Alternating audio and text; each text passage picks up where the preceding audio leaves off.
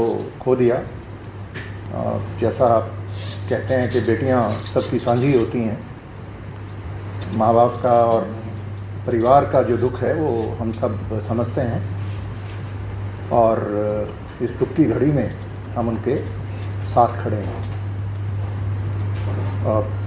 परसों रात जैसा कि आप जानते हैं वो परिवार की तरफ से एक मांग प्राप्त हुई कि इस केस की इन्वेस्टिगेशन को सीबीआई को दे दिया जाए। तो परसों रात को ये पहली मर्तबा ये डिमांड आई, जिसको तुरंत सीएम साहब ने उसको माना और ट्वीट भी किया। और कल सुबह फिर एक और डिमांड प्राप्त हुई कि इसका जो एक तीसरा पोस्टमार्टम एम्स से कराया जाए। तो उसमें भी तुरंत हमने कोऑर्डिनेट करके एम्स से कल ही, जैसा कि आप जानते हैं, तीसरा पोस्टमार्टम भी करवाया गया। और इस केस के बारे में आपको पता है कि जो पहला पोस्टमार्टम है वो भिवानी में बोर्ड के माध्यम से करवाया गया था और उसके बाद एहतियातन एक और पोस्टमार्टम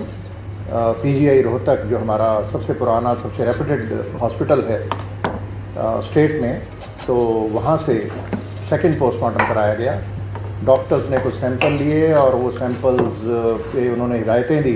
कि कुछ टेस्ट करवाए जाएं ताकि वो ओपिनियन अपनी दे सकें। वो सारे टेस्ट हमारी फॉरेंसिक साइंस लैब जो मधुबन में और रोहतक में हैं, राष्ट्रीय स्तर की लैब्स हैं, तो उनमें वो टेस्ट करवाए गए और सोमवार को कुछ रिपोर्ट्स प्राप्त हुई। उसके बाद पीजीआई रोहतक के डायरेक्टर ने एक बोर्ड ऑफ डॉक्टर्स, जो सीनियर डॉक्टर्स हैं,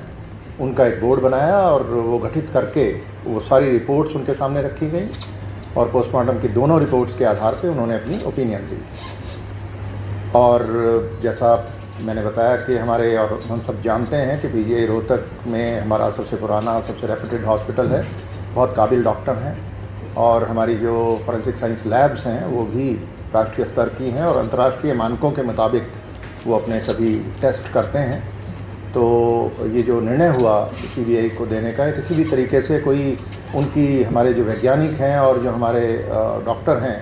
उनकी निष्ठा और काबिलियत पर कोई प्रश्न चिन्ह नहीं है, बल्कि क्योंकि परिवार की मांग थी और ये ट्रांसपेरेंसी की एक जो कमिटमेंट है सरकार की, उसके तहत कि सब कुछ ट्रांसपेरेंटली किया जाए और जन भावना का ध्यान रखते हुए ये निर्णय लिया गया। और इसमें जैसे ही परसों रात डिमांड आई, उसको तुरंत मान करके इस केस को जल्दी ही ट्रांसफ़र कर दिया जाएगा। उसकी एक प्रक्रिया है, वो पूरी करके ये सीबीआई को चला जाएगा। और जिन परिस्थितियों में भी ये एक प्रकरण हुआ, ये सारा घटनाक्रम, वो सारी परिस्थितियाँ भी इसमें निकल करके सीबीआई की जांच में सामने आ जाएंगी। तो इस सारे प्रकरण में बहुत सारे लोगों ने, काफ़ी जो इलाके के, भिवानी ज़िले के सामाजिक लोग और दूसरे लोगों ने बड़ा अच्छा इसमें एक रोल अदा किया। उन्होंने समझदारी से काम लेते हुए, जब एक स्टेज आई जब वो मॉब था जो लीडरलेस हो गया, कोई नेता नहीं था, तो उस वक्त काफ़ी लोगों ने अच्छा एक रोल प्ले किया, तो उन सबका धन्यवाद। लेकिन कुछ ऐसे लोग भी थे जिन्होंने, आपने देखा कि भ्रामक और एक तथ्यात्मक रूप से गलत प्रचार भी करके गैर जिम्मेदाराना एक माहौल बनाने का प्रयास किया, अराजकता का एक माहौल बनाने का प्रयास किया, कुछ सुर्खियां बटोरने के लिए कुछ शरारती तत्व, वो भी ऐसे लोग बीच में, ऐसे जब आंदोलन होते हैं आप जानते हैं कि वो आ जाते हैं, तो ऐसे लोगों के खिलाफ भी कुछ कार्रवाई की गई है। और मैंने कहा है अपने अधिकारियों को कि और ऐसे लोग जो भी हैं उनको चिन्हित करें और ये इस तरीके के लोग पूरी व्यवस्था पर एक प्रश्न चिन्ह लगाने का प्रयास करते हैं सूचना बटोरने के लिए और एक अपने पॉपुलिज्म की वजह से, तो इनको चिन्हित करना ज़रूरी है और जो भी कानून के मुताबिक एक्शन ज़रूरी है इनके विरुद्ध लिया जाएगा, क्योंकि इस प्रकार के लोग पूरे लोकतंत्र पर एक तरह से प्रश्न चिन्ह लगाने का प्रयास करते हैं। तो ये कुछ चीज़ें थी और हम जो, जैसा आपको पता है कि कुछ पुलिसकर्मियों पर भी एक्शन हुआ, वो किसी इन्वेस्टिगेशन की किसी कमी की वजह से नहीं हुआ, वो एक परिवार की शुरू में ये बातें आई कि उनके साथ व्यवहार कुछ ठीक नहीं किया गया, तो उसके चलते विभागीय कार्रवाई जो हुई उसमें जो भी आगे उनको प्रिंसिपल्स ऑफ नेचुरल जस्टिस के हिसाब से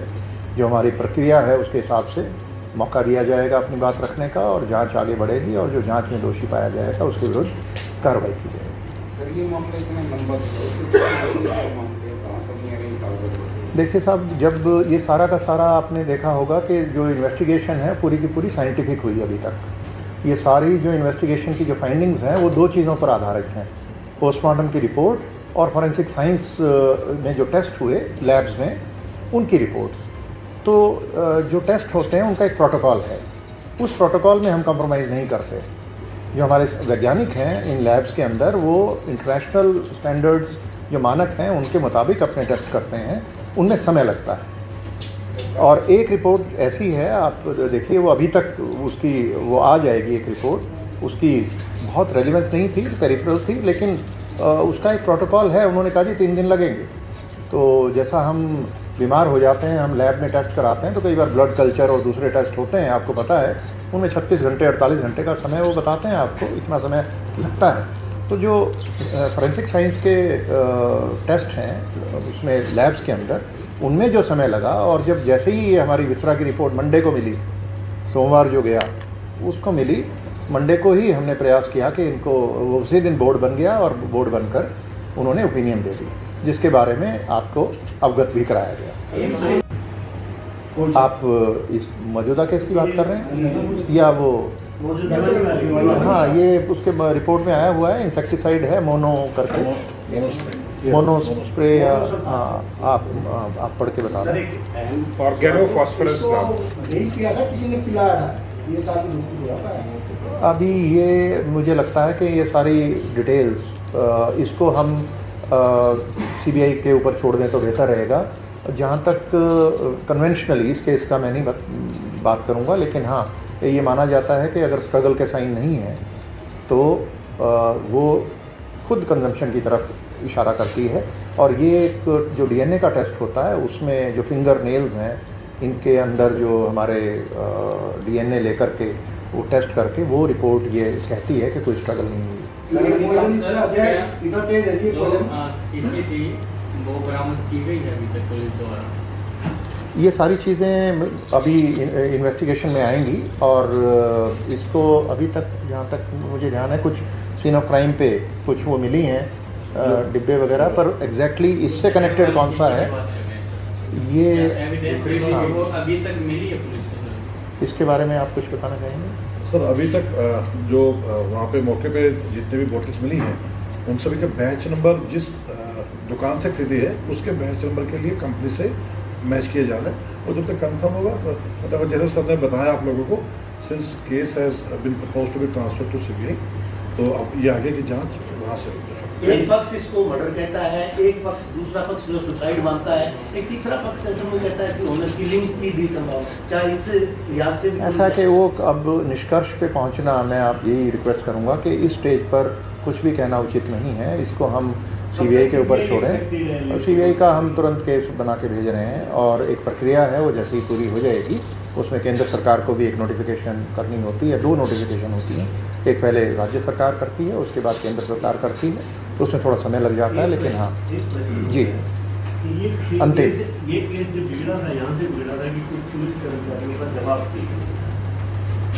जब हरियाणा पुलिस का टॉप को बहुत सॉबर है, क्या वो नीचे वाले पुलिस कर्मियों को ये ट्रेनिंग नहीं दी जाती कि लोगों के साथ इस तरह का बिहेवियर करें, ये हालात इसमें ना बिगड़े? हाँ, इसमें क्योंकि वो जो